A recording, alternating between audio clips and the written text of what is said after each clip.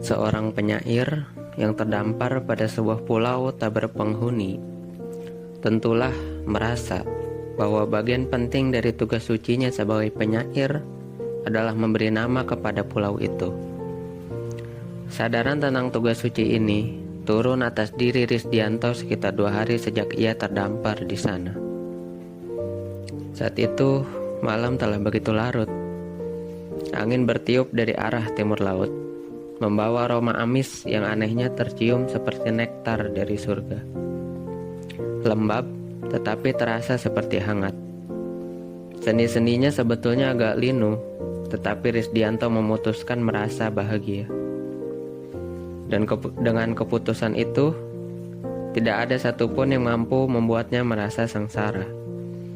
Tidak rasa linu, tidak hawa lembab, tidak pula fakta bahwa ia duduk seorang diri di antara 2 batu besar dengan sebatang pohon tua di belakangnya dan gagal menghidupkan api unggun sekalipun ia membakar dedaunan dan ranting yang basah dengan korek apinya. Ia, dengan kata lain, berada dalam keadaan tidak mungkin diganggu oleh kemalangan. Risdianto melihat bintang atau merasa melihat bintang. Keduanya boleh jadi sama. Ia seperti atau sedang mendengar bunyi rusa mendengus di kejauhan, dan serangga malam mengarik di balik rimbun dedaunan. Ia seperti atau sedang menghirup aroma hujan yang tidak turun malam itu. Ia seperti atau sedang mengalami secara langsung, dengan seluruh indranya, keadaan seperti seekor kura-kura di tengah kolam yang tenang ketika hari pagi dan langit bening seperti kolam yang tenang. Ia seperti atau sedang berbahagia sekali malam itu. Di saat itulah Risdianto berpikir tentang nama. Sebuah pulau yang tak berpenghuni, yang belum terjemah bahasa, tentulah membutuhkan sebuah nama. Sebagai seseorang yang tidak merasa dirinya sombong, ia tidak mungkin memberi nama pulau penyair. Ia juga tahu tidak mungkin dia keluar dengan nama pulau puisi.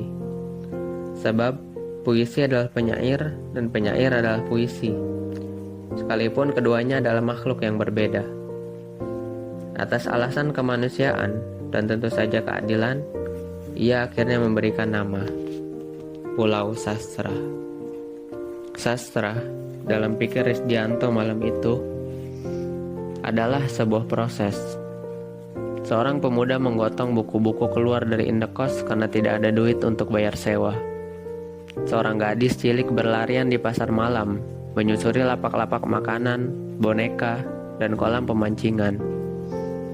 Seorang banci berlari setengah mati dari razia polisi di alun-alun kabupaten.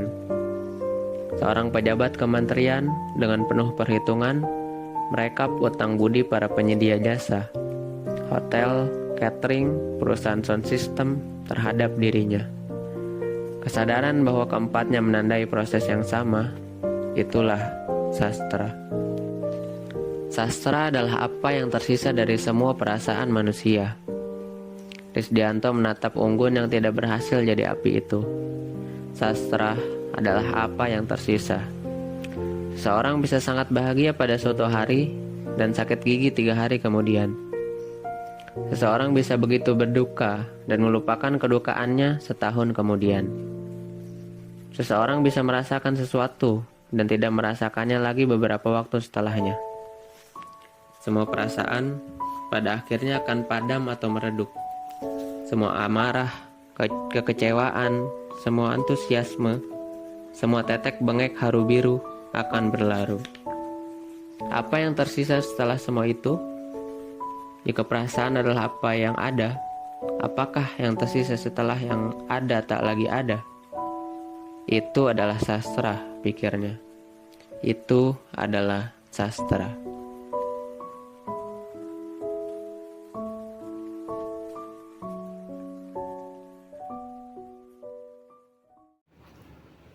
Oke,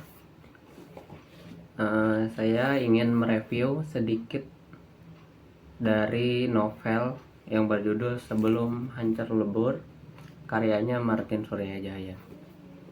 Nah, novel ini itu menceritakan tentang seseorang bernama Risdianto. Nah, si Risdianto ini penyair yang terdampar di suatu pulau yang tak berpenghuni, yang kemudian ia beri nama Pulau Sastra.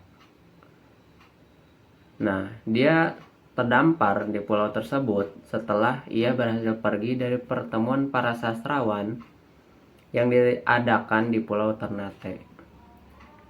Nah, kemudian ketika ia terdampar itu, ia berhasil menemukan dirinya ingin menulis novel. Nah, tapi dari keinginannya itu malah memberinya ilham bahwa alasan untuk tidak menulis novel, alasan untuk menulis novel itu sama dengan alasan untuk tidak menulis novel. Nah, dan pada akhirnya si Risdianto ini berhasil untuk tidak menulis novel. Ceritanya seperti itu. Nah, novel ini itu memiliki plot yang cukup sederhana ya sebenarnya. Namun dengan penggunaan sudut pandang orang ketiga serba tahu, nah si narator dalam novel ini itu cenderung meracau kemana-mana, ngomongin ini, ngomongin itu. Dan yang fokus utamanya itu menceritakan para sastrawan, dari sastrawan yang sukses, yang dari hasil karya-karya yang ia buat itu bisa jadi kaya, sampai sastrawan-sastrawan yang miskin dan menderita. Nah, kisah-kisah sastrawan itu kalau kita lihat lebih lanjut gitu ya, ternyata itu merupakan parodi dari sejarah kesusastraan Indonesia. Nah, itu. Saya rasa novel ini yang judulnya Sebelum Hancur Lebur itu berhubungan langsung dengan konsep kehancur leburan kesusastraan, baik sastra Indonesia maupun sastra secara umum, yang digagas oleh si penulis Martin Suryajaya yang sebenarnya seorang ahli filsafat gitu ya, seorang filsuf. Nah, ini bisa tercermin dari beberapa buku yang Martin Suryajaya pernah tulis sebelumnya, seperti ada novel Kiat Sukses Hancur Lebur ya, atau ada juga buku Penyair Sebagai Mesin.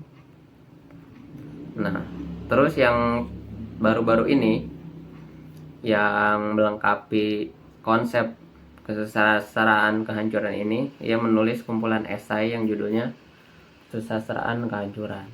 Juga ada lagi buku terbarunya, itu yang judulnya Metaestetika, yang kebetulan belum saya punya.